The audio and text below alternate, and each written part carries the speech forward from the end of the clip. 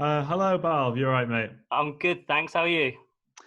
Not bad. It's a bit of a strange day here because it's been thunder and lightning for about an hour. And it's only just began, or the rain has only just begun. But other than that, yeah, I'm good. I'm keeping myself busy. Work hasn't been too bad.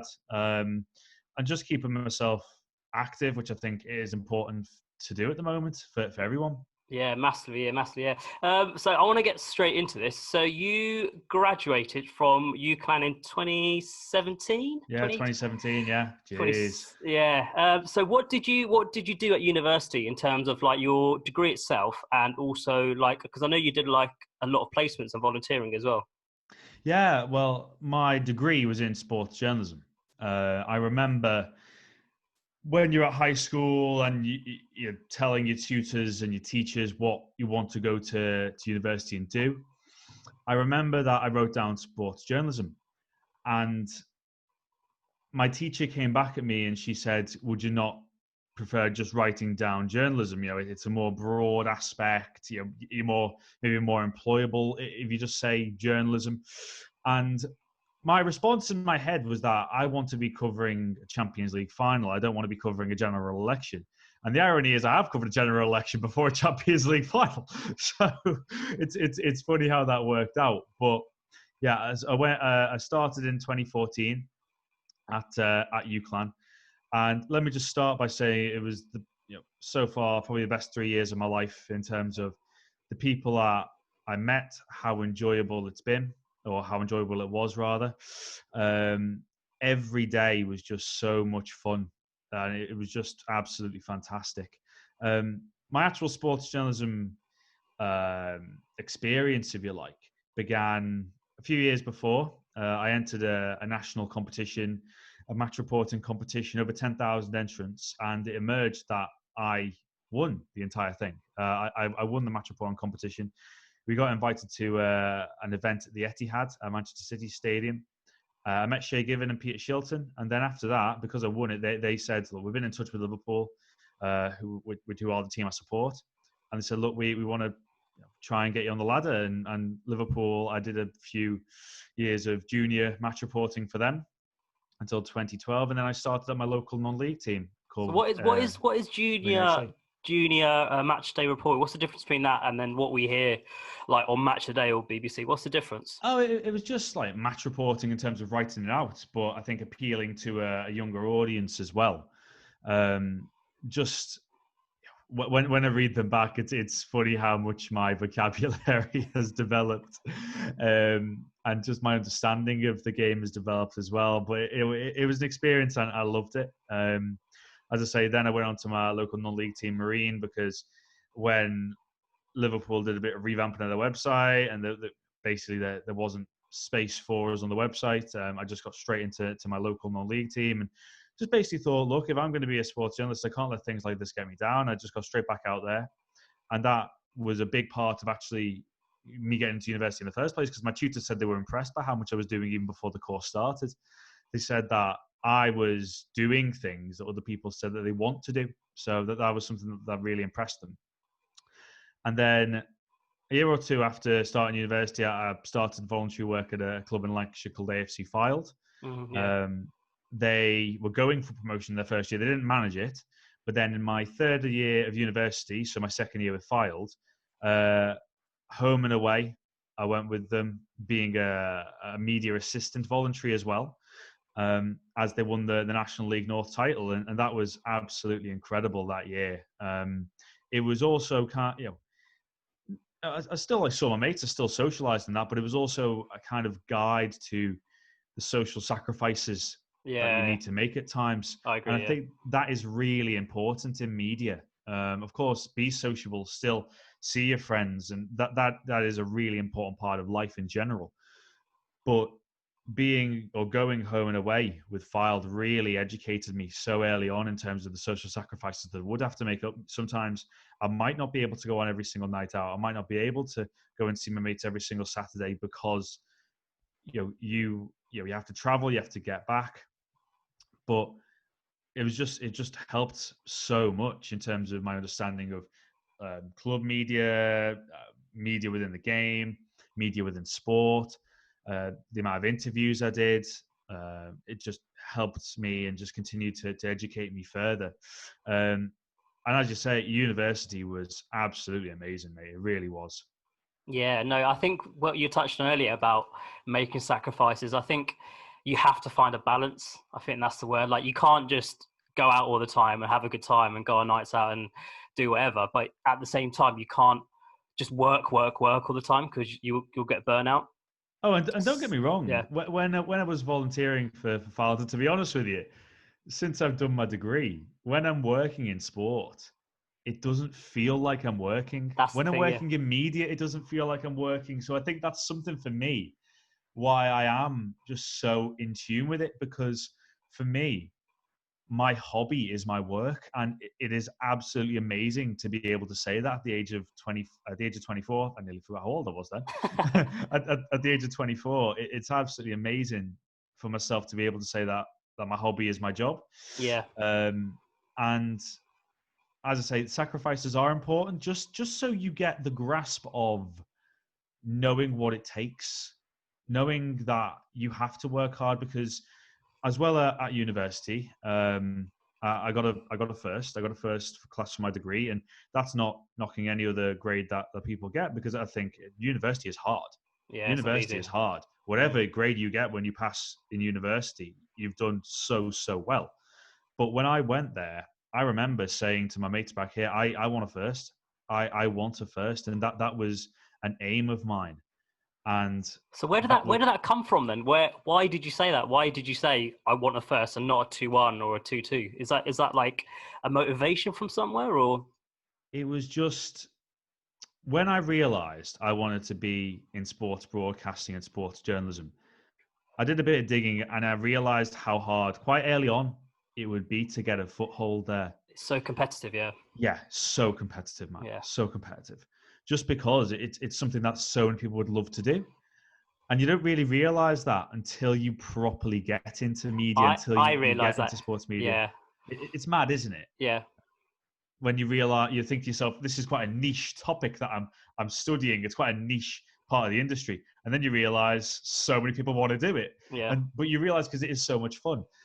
And the desire to get a first from the very start for me played into that, because I just knew what it'd take. I knew it would take determination. I knew it would take not going out every night. And when I did go out, I made sure I was up the next day, not, say I had maybe a bit too much. I wasn't feeling sorry for myself. I was up, I was out, I was working hard. And that all played into it, where, my last year, I just went into turbocharge, mate, honestly. Yeah. And I think anyone that knows me would testify to that. It was a really, really enjoyable. Well, university was enjoyable as a whole, but the last year was really, really enjoyable for me. AFC Fylde obviously played a part of that, but I from day one I wanted that first, and it meant the world to me to get it. It really did. Yeah, no, because I'm waiting, because I've just unofficially just graduated. Yeah, so I'm waiting for my classification to come through, and I would like a first, but I think I'm on for like a mid 2-1, which I'm buzzing back, which would be amazing. Yeah.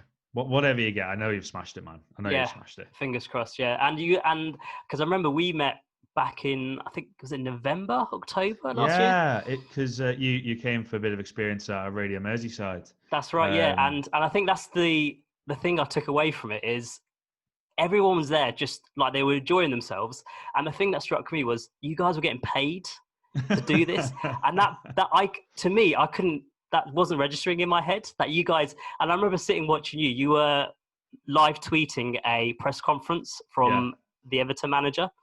And I was sitting there watching you do it, headphones on, typing away. And I was going, this guy's getting paid to do this. And that's the thing. And I was like, right, this is what I want to do, and this is where I want to be. So honestly, mate, I honestly consider it like an honor. That's the thing, privilege. To be working in sports media, because I genuinely think there's a few more jobs I could probably go into and do a good job at. I have to say I haven't actively looked for any. I'm not gonna lie, in terms of other industries and those kind of things, office jobs. But the reason why I haven't looked at them is because I just know I wouldn't enjoy them as much.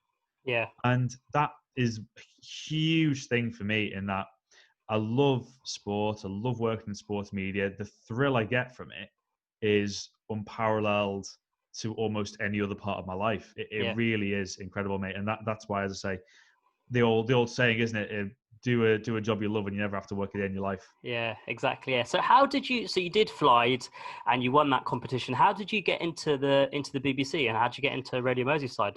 Well, after university, it was tough. It was tough because there wasn't a guaranteed job at the end of it. With Filed or with anyone. So you are kind of then, you're going out into the pool of sports media, and you're thinking to yourself, right, where am I going to go from here? And originally there wasn't anywhere, I'll be honest with you. Straight after university, I was doing bar work. I was doing a bit of waitering. I was even stacking some shelves for a few months, and it was tough, man. The motivation was draining from me. That motivation that I'd had to get a first, I could physically feel it draining from me. Even say when I went to the gym, I was just thinking, I almost felt weak, and it was so strange. But then arguably doing a bit of shelf work kicked me into gear and said, look, you don't want to be doing this. You don't want to be doing this. And that's when UCLan, actually, there was an advert then about a social media internship. And I applied for that. I got a place on that. That was only a fixed term contract for a year. So then I quickly left my job stacking shelves. I went to do the social media internship. And again, great experience.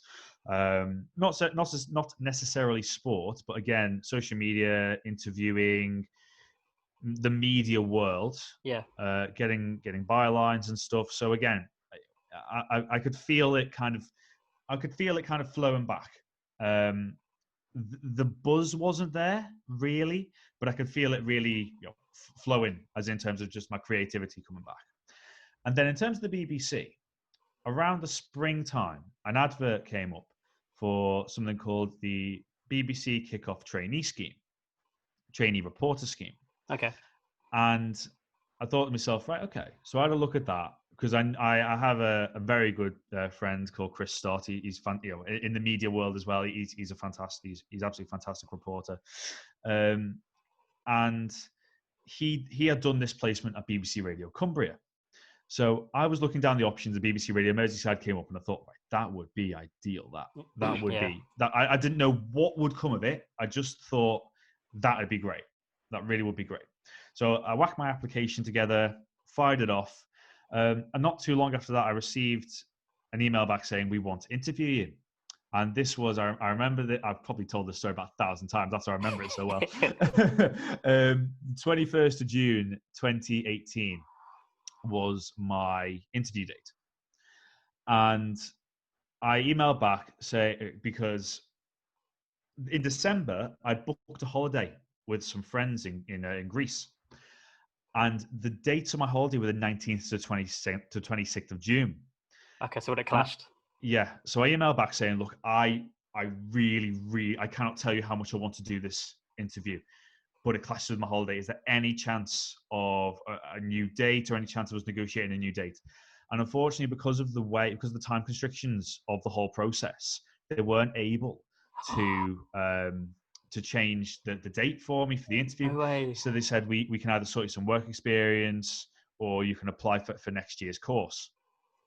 And I talked to my mates, and it wouldn't have been financially viable on them if I'd pulled out, because it would have cost them more for the holiday, if you get me. Yeah.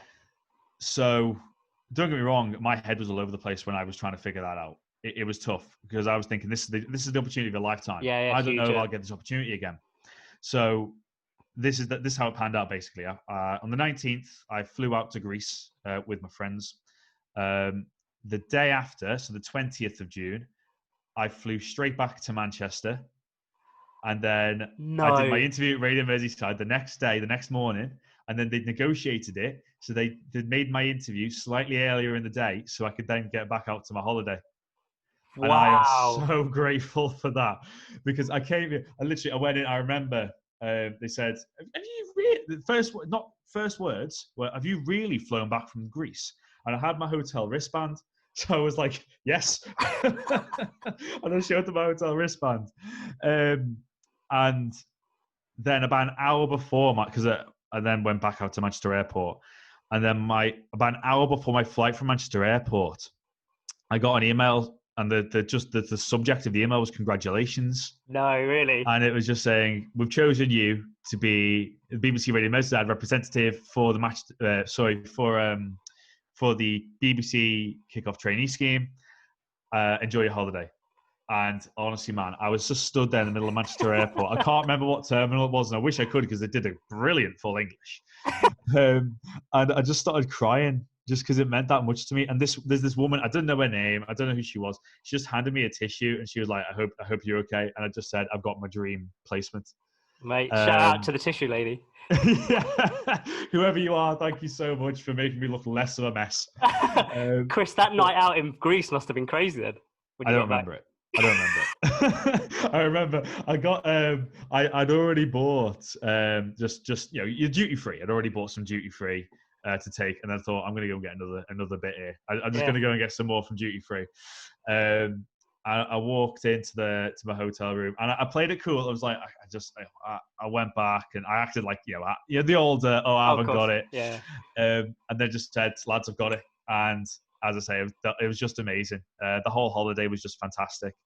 And then, that is an example of the kind of, I'm not saying that is the sacrifice everyone has to make if you're going to get into sports media. That shows commitment, though, doesn't it? For you to come back from abroad to do just this interview, to come back to the UK for a couple of hours and then go back out again. If I was an employer and I was employing you, that's the sort of, not that, I'll be honest with you, Chris, that's crazy. Let's be honest. But that just shows commitment. Yeah. No, honestly, mate, it was a whirlwind 24 hours, but who knows? In a few years' time, I could look back at it as 24 of the most important hours of my life. And it was a decision where, by hook or by crook, I was going to make that interview, and whatever happened. And I'm grateful that it made a good impression. I'm grateful that I got on the placement. Yeah, it's definitely paid off, though, hasn't it? Like it was honestly. With what you're doing now. Yeah, because the placement afterwards, it was 10 days over 5 weeks, so 2 days a week, over 5 weeks. And on my third day of the placement, I got a call from my tutor, James Mountford, again, fantastic broadcaster, and he said that two of the sports team were on the holidays, and he was on bulletins the next day, so he was quite busy.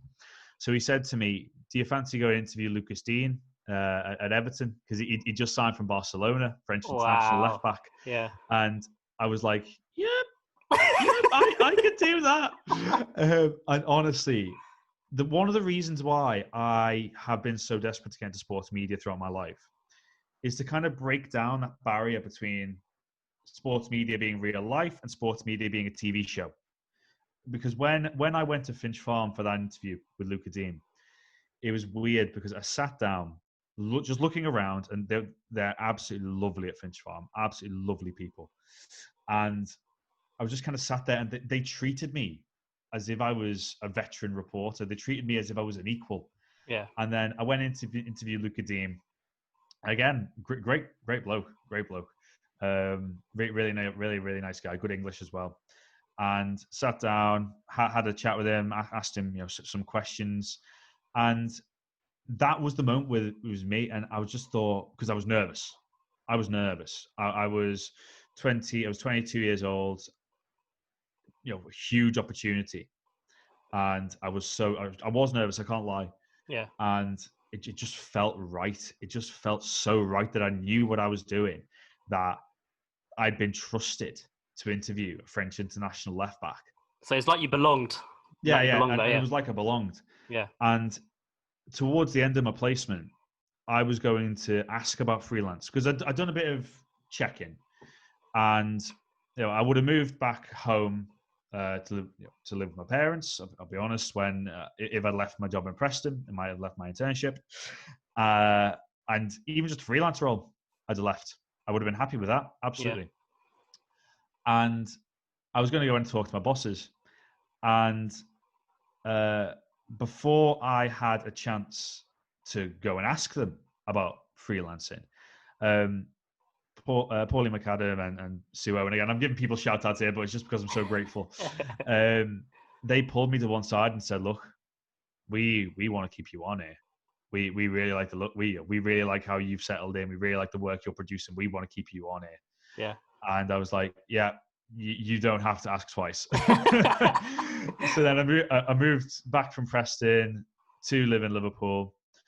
And as I say, freelancing at Radio Merseyside has just been amazing, mate. Absolutely amazing.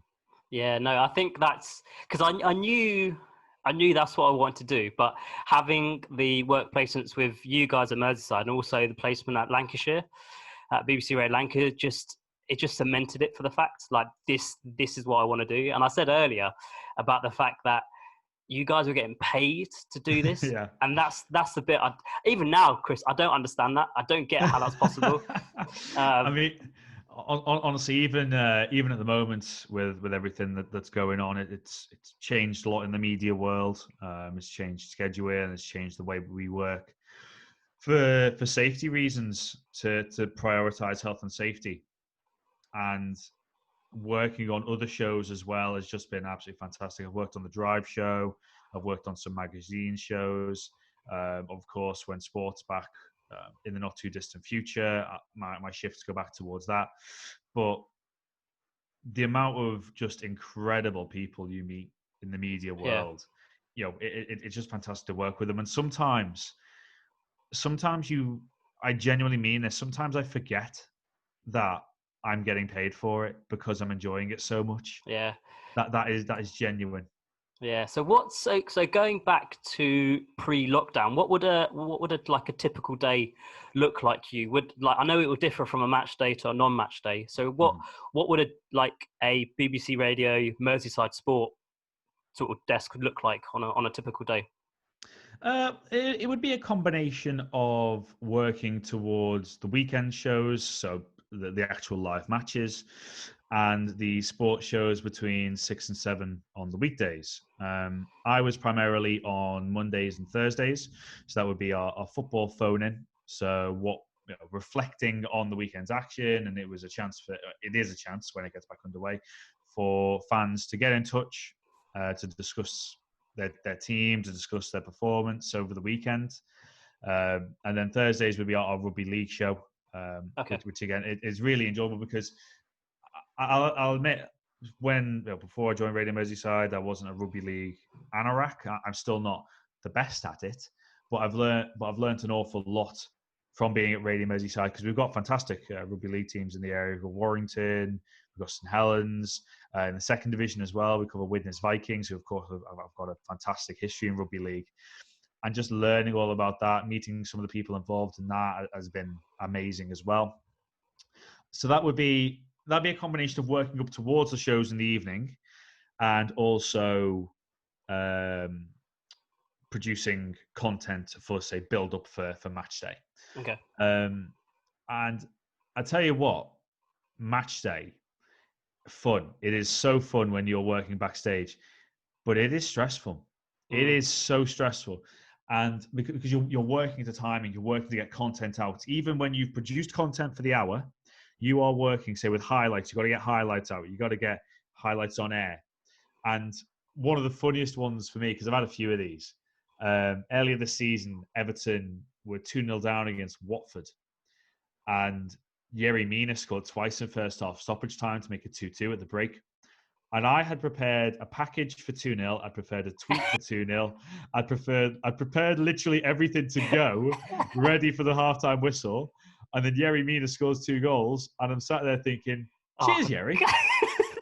Cheers, fella. Yeah, so I just have to, you have to rip all that up, and you have to get right back on it. And honestly, you can't stop. It's a constant mindset of be prepared for the unexpected. And it's so much fun. Yeah, because as well, during the week as well, when you get entrusted with the interviews, that's good. Because I've since I've become a freelancer there, Jurgen Klopp press conferences, I've had one-to-ones with Marco Silva and Carlo Ancelotti, Andre Gomez as well. I've interviewed him, the Everton midfielder. as well as Stephen Bunting, former BDO world champion, Meatball Molly McCann, UFC fighter, first British woman to win a fight in the UFC. So the variety of sport as well in Merseyside is fantastic, and it's just great to be a part of it. Yeah, no, I sort of like, well, no, I definitely agree on when you said expect the unexpected, because I did a sort of workplace at Lancashire on a Saturday, and they were covering the Burnley Crystal Palace game, I think. And at Turf Moor, they only had one working ISDN line. Ooh, okay. Yeah. Oh dear. So they were like literally, because they were obviously on location at the stadium, and I was working with the guy who was like running the desk, and he was running around like a madman. And I was like, I was helping out. I was only meant to be there like shadowing. I was there helping and like getting packages together, editing stuff, and the only ISDN line that was working, so BBC Radio Lancashire had to feed Crystal Palace's radio feed, BBC London's radio feed, as well as ours. So we had more than 3 sources going out from one ISDN line, and it was just I didn't even know that was possible. Yeah, no, it was, and they had to. So they're in the room, and I'm not even joking, Chris. The screen must have been maybe the size of an iPhone, if that, and they were commentating from that screen because they couldn't. The ISDN line was like downstairs. Wow. And it was absolutely crazy, and I felt like at the end of the day I'd gone 10 rounds with Mike Tyson. That's what it felt like. But like you said, it was just so much fun though, and it was just the pressure and it's go, and I loved it. Honestly, when things don't go slightly to plan in the media world, it's so busy. It's so busy. But that's just the thrill of it, isn't it? And the responsibility, as well. The responsibility is fantastic. And being a freelancer as well, it's great to get entrusted with that. Because I'm not on a contract basis. I'm still young in the media world. I'm still working towards a contract job, which is the ultimate goal. It has to be. Yeah. I mean, my ultimate goal is I want to be a football commentator. That is. You've done a bit of that, haven't you, with Lancashire? Not commentating. I've done that was co-commentating alongside Stotty, who I mentioned earlier. Yeah. Which again, that was really fun. I've done like pitch side reporting. I've done some reporting as well, because freelance. But the beauty of freelance as well, you don't have to limit yourself. You can look for different jobs. You can look for different roles, because I work as well as part of the Women's Super League coverage. I've covered both Everton and Liverpool home games, unfortunately, until I receive further notice. Obviously, Liverpool are set now to not be in the Women's Super League this year, or next year rather, which will limit my work there, which is just something you have to take. It's nothing I can affect. It has happened. I can't moan about it, but I will still have Everton games. All you can do is offer out your services. So the Northwest games, say Manchester City, Manchester United, I could easily travel and do those games if need be. So that is, it's just something you've got to take. But again, it's experience building. And again, that it's fun. It keeps you expanding, because I think women's football it's suffering at the moment. But I think it's an industry that will continue to grow, especially we've got the European Championships. Yeah, it was a World Cup last year as well, which was massive. Yeah, the World Cup, England did well in there, well in that as well. In France, with the European Championships in England, they're not too far away. Yeah, that's going to be fantastic as well for the women's game in this country.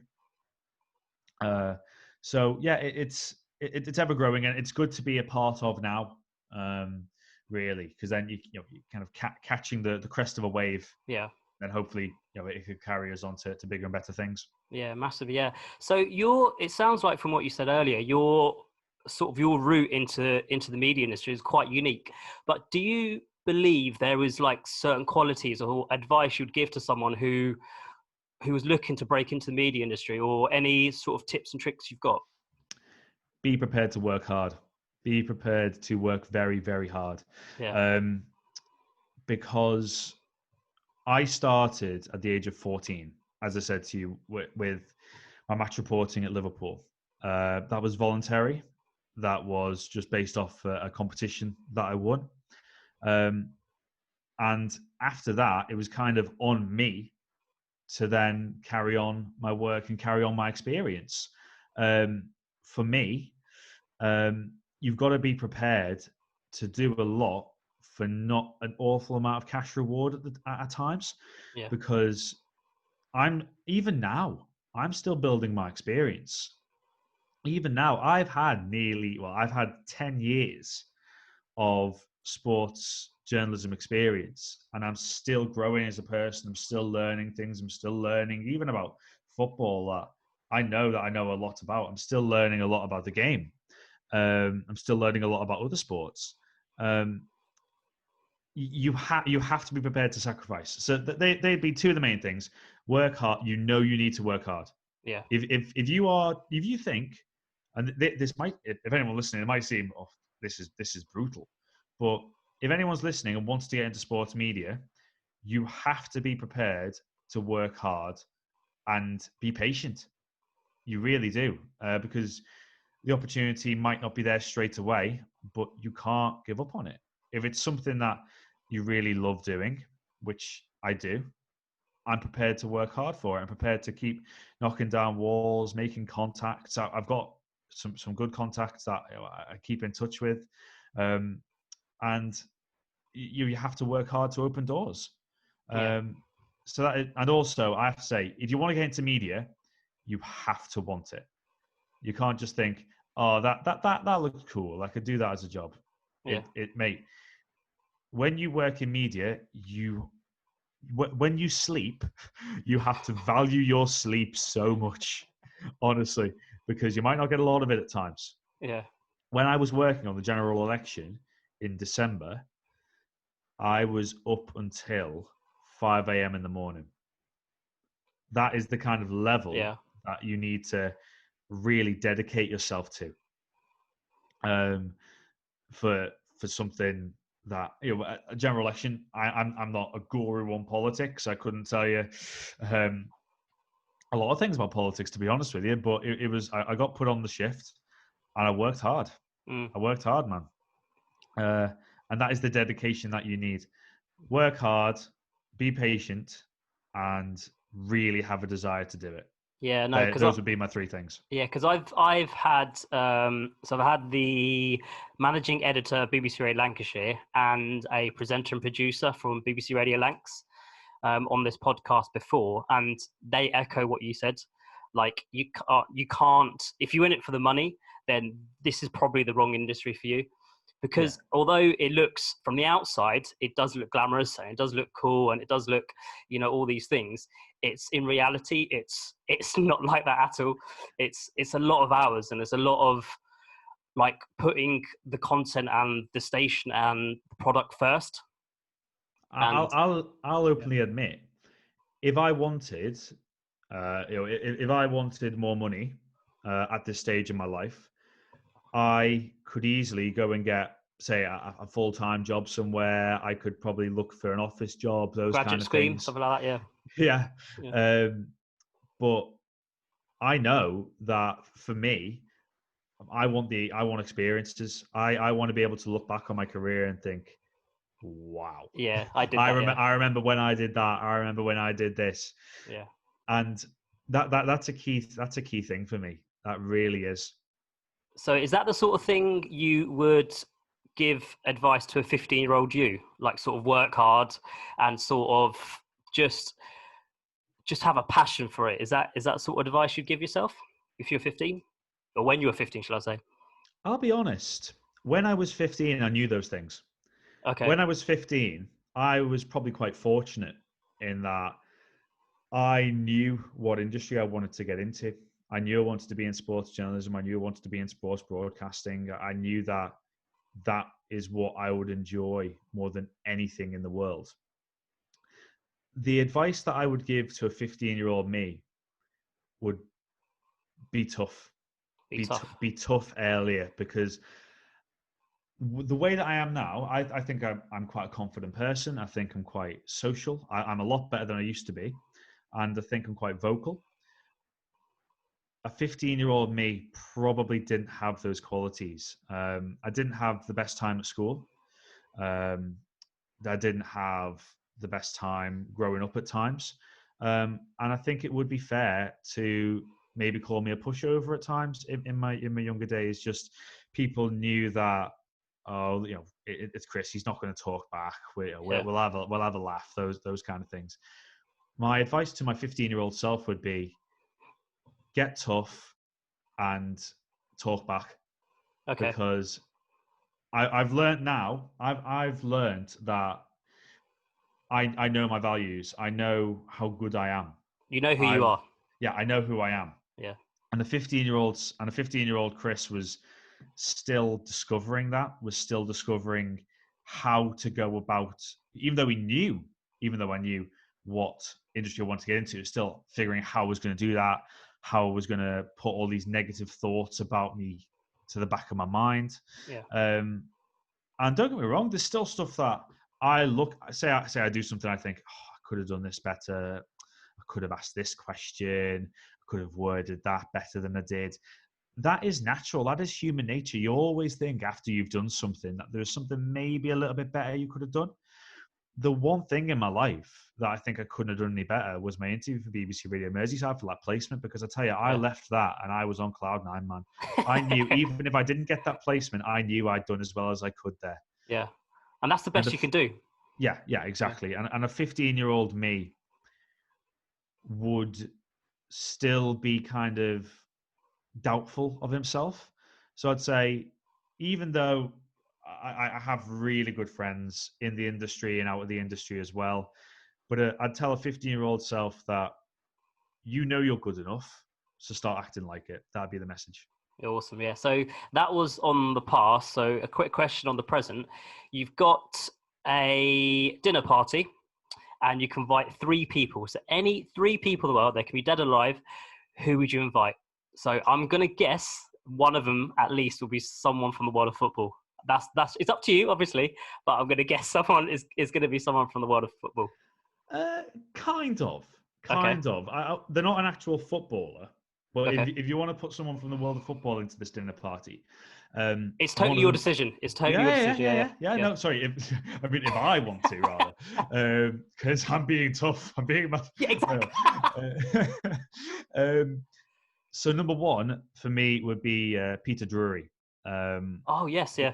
When I say I want to be a football commentator, he is someone who, if you want to be a football commentator, you have to look up to, because he's known as the football poet, and there's a reason for that. He is an extraordinary commentator.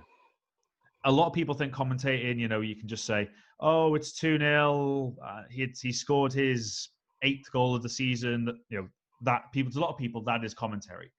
The way Peter Drury goes around it is just incredible. The way he talks, the way he describes the action, the way he just paints a picture with almost every single word. Didn't he, was it last year? He posted a picture of his notes for just one game, and it was just filled. And the letters must have been maybe a six point on a computer, and it was so tiny, but the amount of detail was ridiculous. Yeah. Because he kind of talks through Jim Beglin on social media, the former Liverpool left back who's his co-commentator. Yeah. And he did a video updating himself for lockdown. By the way, I advise anyone to go watch it, because I've never heard anyone just talking about what they're up to in lockdown just sound so majestic.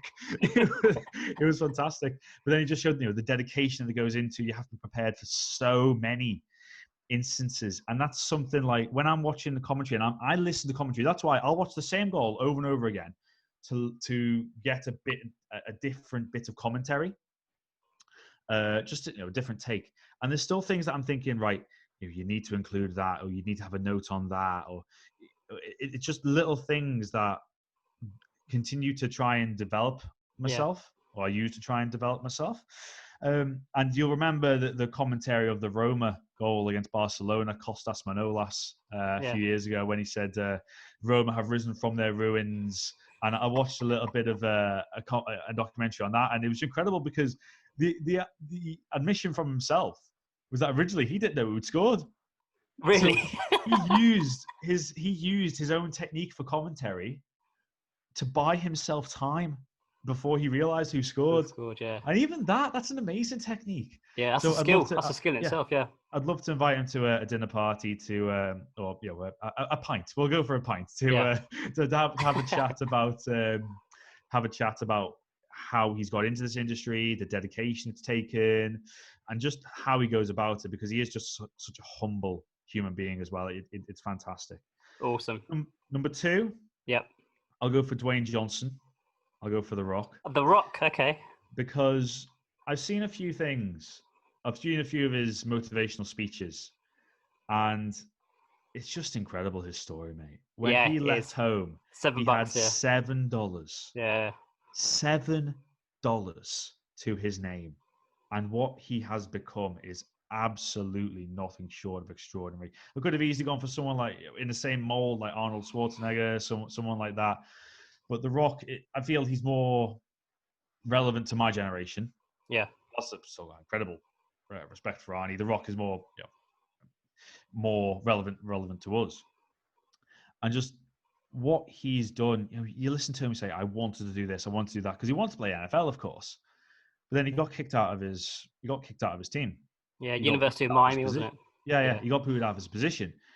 And he could have easily gone, that's me done. That's me done. I'm not playing NFL.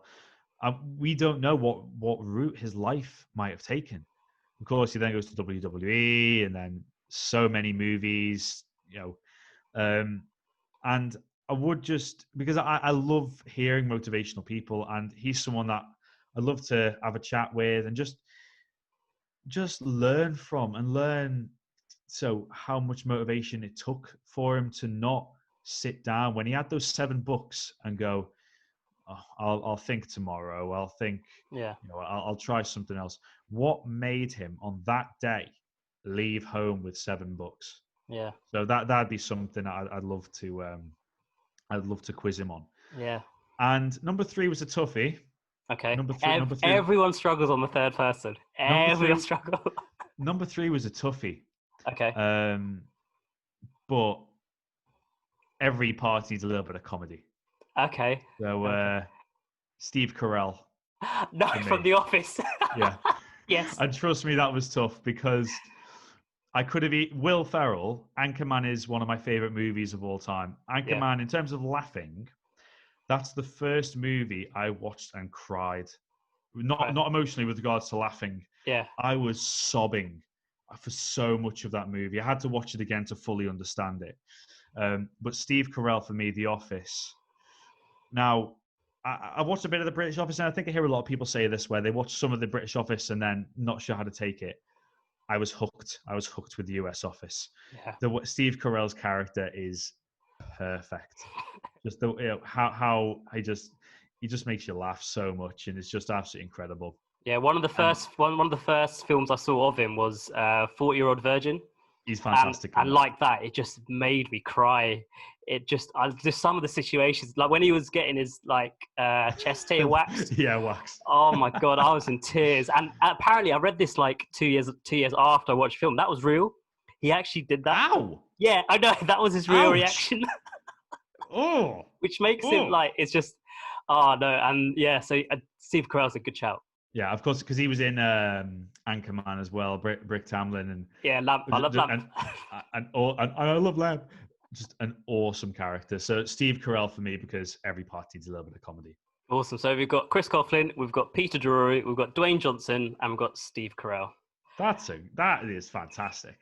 That's fantastic. I like that. I'm gonna at The Rock and tell him to get over to Liverpool. So just last question for you.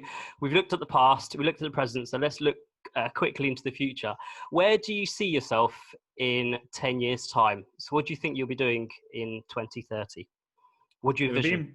If I'm being brutally honest, yeah, and I've had to think about this, I don't know, but that excites me. Not knowing where I'll be in 10 years' time excites me, because it could be anywhere. That beauty of being a freelancer is I could go down any sort of road.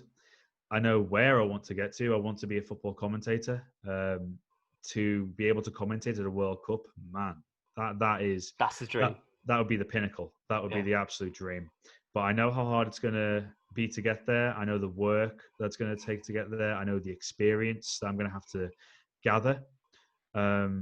Because even football commentary, I think anyone that's in the industry will tell you how tough it is to get in there, because you need a break, you need experience, you need to be good enough. And that's all still stuff that I am working on right now. But working with the one guarantee I can give you, well, I hope it's a guarantee, working in sports media and having the time of my life. Yeah. Awesome. I think that's the perfect way to end. Thank you, Chris. Thank you, Bal. It's been a pleasure, man. Thank you for inviting me on.